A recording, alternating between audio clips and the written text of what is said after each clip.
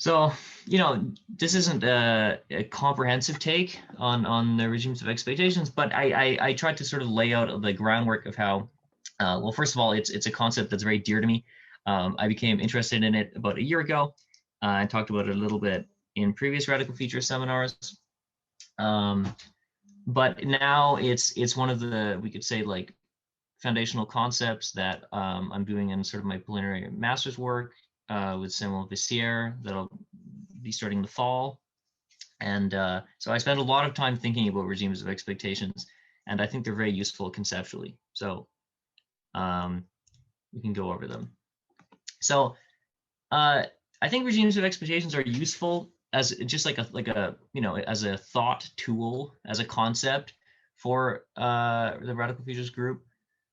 Because they explain in I think a very rigorous and very intuitive, very accessible way, like in what way precisely the future is encoded in us, right? So there's this idea that we go back to a lot in our conversations, and I know people like Patrick, who I don't think you guys have met, but who's a regular here. He brings up a similar idea quite often, which is that there's something necessarily future oriented about us, right?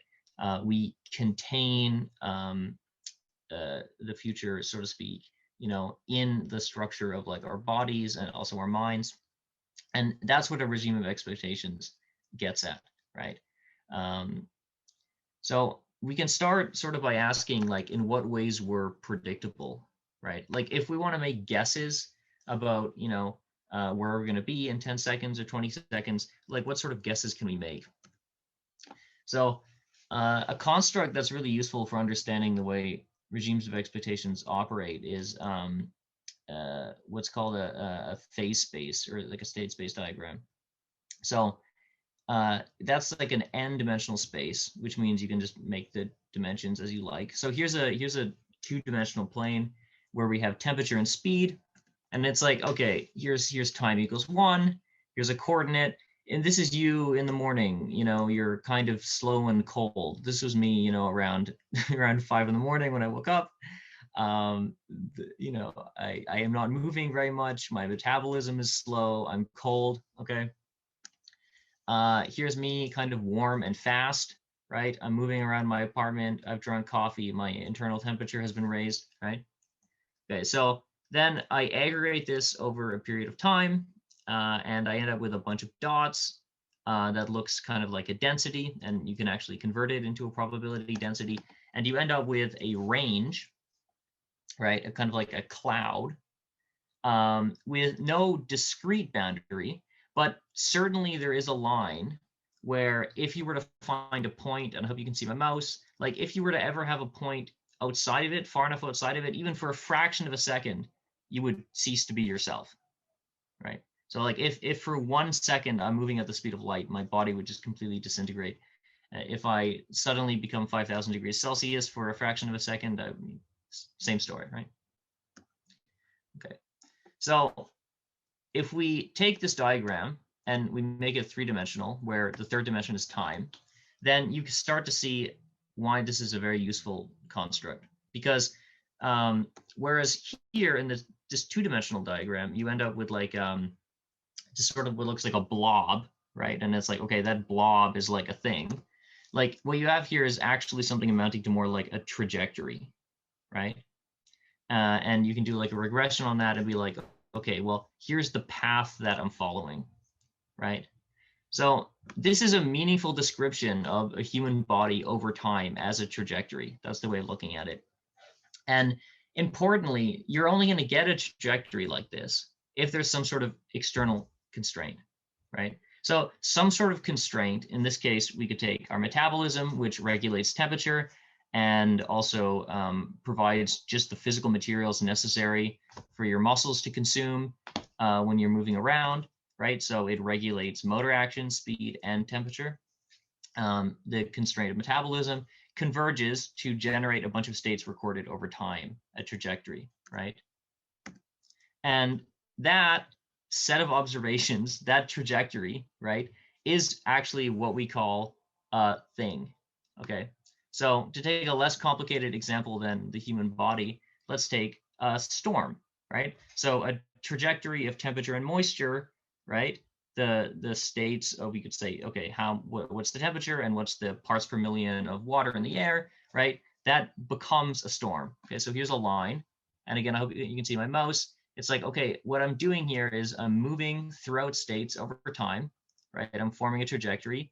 And this is equivalent to a storm passing over your head, right? Like if I'm fixed in space, this trajectory is the same thing as a storm appearing and disappearing. If any of you have read like the story Flatland, where like there's people in a two-dimensional world and the sphere passes through it, and to them it looks like a point that like grows and shrinks. Like I find that to be sort of like a useful analogy here, right? It's like what we mean by like such a thing as a storm passing overhead is the modification of states such as temperature and moisture occurring in the same location, right? So that's a way of putting it. Okay, so why is this relevant when we're talking about humans? Excuse me. Why is this relevant when we're talking about humans and we're not talking about storms? Okay, storms are not future oriented in any sense, right? But humans are. Okay, and so that's where we get at the difference between what we call emergence versus autopoiesis. Emergence just means some sort of effect. Well, you know, we can't say it just means, but for our purposes here, emergence can be understood to mean an effect produced by two interacting effects that can't be explained just by the properties of those two subordinate effects. And autopoiesis means that there's some sort of autoregulation happening, but we'll get to that. So if we take it the storm example, constraints, meaning, okay, temperature, moisture, etc., right? Constraints produce a weather system, but the storm consumes the constraints and dissipates into the ambience, right? Like, so there's nothing holding the storm together, right? It absorbs the constraints into itself and sort of dissipates, right? As in, like, the rain falls, the moisture accumulating, right? And the temperature dissipating. So if you have something like a hurricane, this is why it literally looks like it's shedding itself as it forms, right? It's consuming the gradient that it's forming on. But in a living system, it's completely different. And this is where we get at the clutch, which is the future-oriented aspect, right? So the constraints produce the living system, but there's something in the structure of the living system actively ensuring the constraints don't dissipate. So this would be like as if a storm was actively producing a temperature gradient and a moisture gradient that maintained itself. So it would be as if you saw like a tornado actively seeking out like hotter air currents so that it didn't dissipate, right? Like that's one of the core features of what it means to be a biological organism.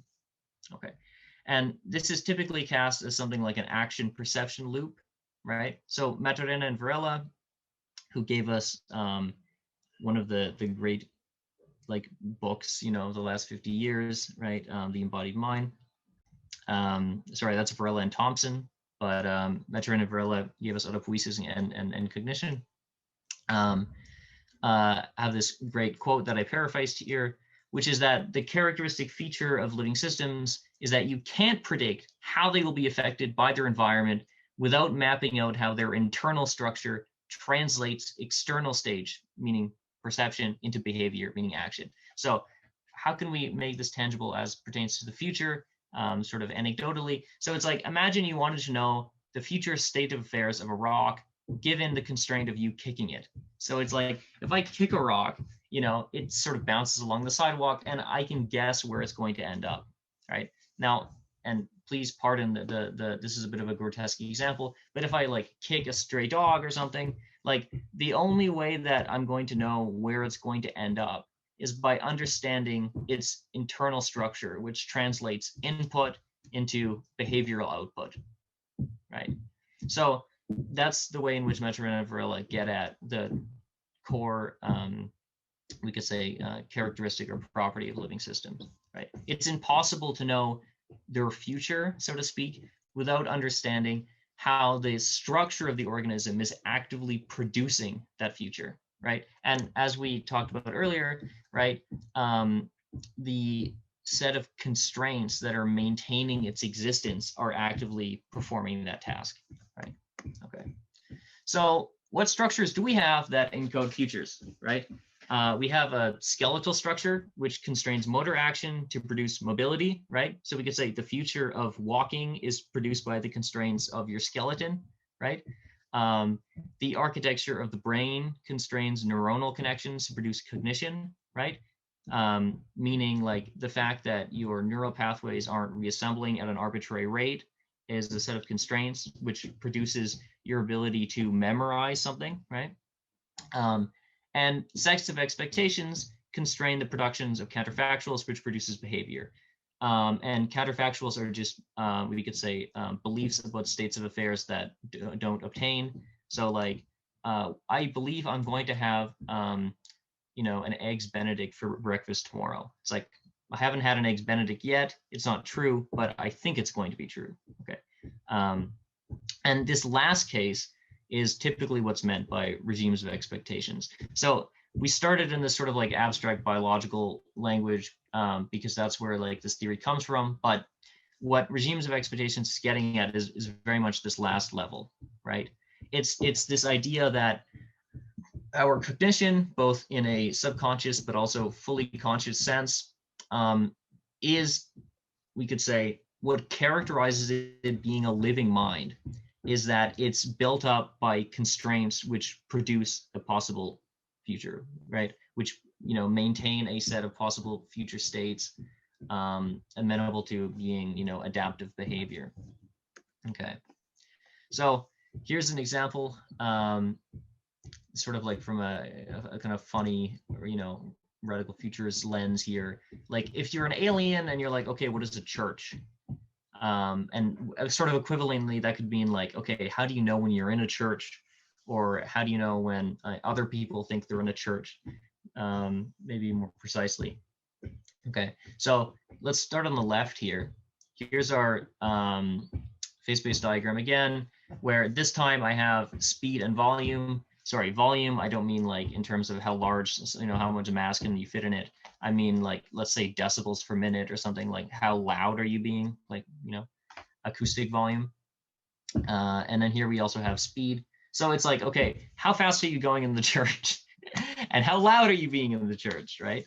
And if we place, someone who's never been in a church before into a church, and we took a bunch of samples of other people's behavior over time, right? Then we would get a trajectory amounting to what we could say is normative behavior in a church. Okay. So the understanding, the cultural object that becomes church is something like the church is that context which is best described by the trajectory, right? And the way this occurs psychologically, according to regimes of expectations, is that it's predictions about possible action. And meaning a church is the place where I predict that I can't yell and I can't go fast, but it's also a place where I can predict that I can receive confession and so on, right? And so what's powerful about this way of thinking about things is that it works for more complex examples like a church, but it also works for very, very simple things such as like sitting down at a lecture hall. This is an example my supervisor, Sam, likes to give a lot, where it's like you walk into a lecture hall and you know that you can't sit at the chair of the professor, right? So that there is no prediction of possible sitting at that chair, and there is a possible prediction of sitting in the audience. And this occurs at such an automatic level, you don't have to think about it. But it's this sort of constraining of possible future actions that constitutes enculturation, which constitutes becoming part of a society, becoming part of a culture. And we can imagine the degree to which life would be unlivable, or the extent to which our minds would like barely even be present if this process was not happening, right? Okay, so the takeaway here really of regimes of expectations, and I hope I'm leaving enough time for discussion. Yeah, we're doing well. The takeaway really of regimes of expectations is that to exist as alive is to embody a set of constraints and thus also predictions about possibilities of action which produce a particular type of future, right? And one in which occurs at various scales, right? So it's one in which you have an average internal temperature of 37.2 degrees if you're a man. I think it's slightly higher if you're a woman. It's one in which you walk using your legs, and one in which you can't yell or run in a church. And just to sort of selfishly bring my own master's research into this, it's also one in which you expect, for example, that there is a constrained number of possible interpretations of a string of phonemes. So we can actually like talk about understanding language in these terms, which is what I'm examining. So it's like the relationship we have between just like categorical perception, which is necessary for language, right? Like just classifying and then forming structural abstract relationships, right, which you require for syntax. The relationship between that and language is that of actually a prediction, right? And it is also with language production. So we could say like to embody something that we call a grammar is to have encoded within you a set of constraints which produces a future trajectory of linguistic utterances coherent with a set of rules, right? So like this is always going on, right? So that's what a regime of expectations is getting at, is that this process is consistently going on, and it's learned through exposure to patterns in your immediate environment, right? So linguistic patterns, behavioral patterns, and maybe even most strongly, patterns of your inferences about other people's internal states. So, predictions about what other people predict can be done, right? So that you save yourself the trouble of having to do this all as if it was a scientific experiment. Okay. So before we do this, let's go back to this trajectory diagram. Actually, no, I think we can do it just straight up. Yeah. So, okay. Why is this useful for the radical futures discussion? Well, I hope that's somewhat been made clear already.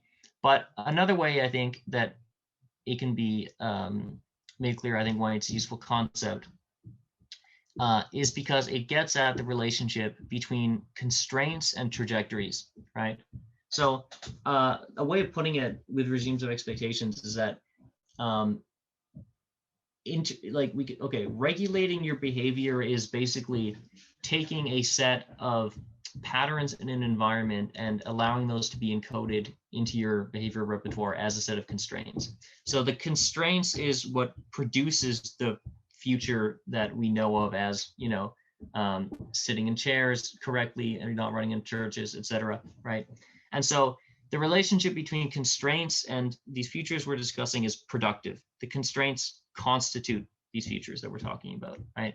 And this is something that Olivier and I have been talking about for a while, but I think this actually gets at this idea in a very accessible, very exciting way, which is that this means that there's at least two different ways of talking about the future.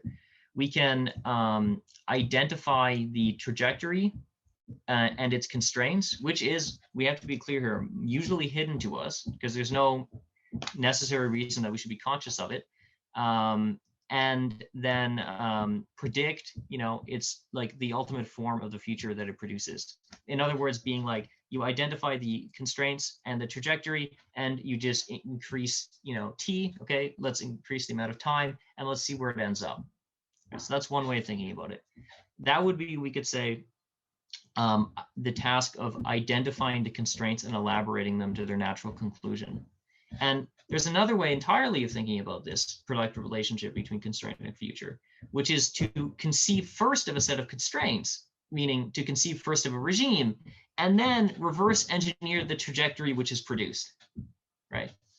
And so meaning like, okay, if I had these parameters in this phase space with these variables, what is the trajectory that would be made? Okay. And as far as I can tell, this is the distinction between speculative fiction and science fiction, right? So if we take an example with Margaret Atwood, okay, with two books that come to mind, The Handmaid's Tale, the Mad Atom Trilogy, right? So the idea of the Mad Atom Trilogy is like, okay, in a world where humans have prioritized corporations' interests over those of, democratic governments, life has become corporatist, and genetic experimentation has become, ubiquitous and sort of cheap and viable and commonplace.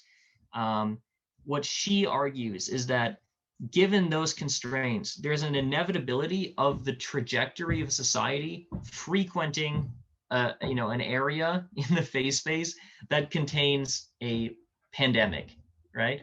That contains a viral outbreak that annihilates everything. Meaning, okay, and this is what makes it speculative, is that there's none of the constraints that she identifies in the story are not present now. Meaning there is something prophetic or predictive about her book, right? Like she's identifying trends that are producing behavior and a trajectory now, and she's just taking herself into a position of like T plus 50, let's say 50 years. Okay, given these constraints, where could we be then, right? So there's something almost kind of anthropological or psychological about this approach, in that it diagnoses the structure of what's happening now. And that is certainly, like, it's very interesting for political reasons, for ethical reasons. I have The Handmaid's Tale here as an example of that. If you listen to Margaret Atwood in interviews, it's actually crazy how explicit she is about this. She says that when she was writing The Handmaid's Tale, she was deliberate in not including anything in the book that had not happened at one point in human history. So like the methodology is becoming clear here, right? It's like, here are properties that are already present, and let's just elaborate them at a later time, right? Okay. But the reverse approach, which is, I think, and please jump in anytime, Olivier, but I think that the approach, not of speculative fiction, but science fiction, is seemingly, I think, what we're more interested in, which is to start with a set of constraints, right? And to reverse engineer the trajectory that ends up there.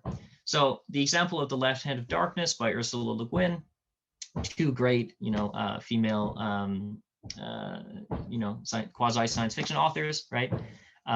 Ursula Le Guin's book, The Left Hand of Darkness, and I just had to include the cover because it's so cool. But the plot of The Left Hand of Darkness, well, it's various things, but the element that's relevant here is that humanity has colonized the stars, but the time it takes to travel between worlds is so great that isolation becomes a natural consequence, right? And what this means is that because travel between planets isn't viable once it's been colonized due to this, like, these massive time gaps, the humans who end up in different planets, their bodies have to adapt to the ecological niche. So the planet they're on in The Left Hand of Darkness, I'm actually forgetting the name of the planet, but it's a very cold planet. There's no seasons, so I know farming is continuous, and the consequence of this is sort of like one of her quasi-anthropological hypotheses, is that because there's no seasons and therefore no scarcity, but a low amount of resources, this means that, like, war is no longer a viable option, right? Violence and aggression are no longer viable options, and this leads to all sorts of interesting effects, including people no longer being sexually dimorphic. Then people have the potential of being both male and female. And so she has a whole theory of how just the natural features of the environment produce changes in the physical structure of the people's bodies, of their intellectual disposition, and of their culture, right? So again, this is starting literally with a set of environmental constraints and elaborating the trajectory, which ends up there, right? So that about wraps it up for the PowerPoint experience.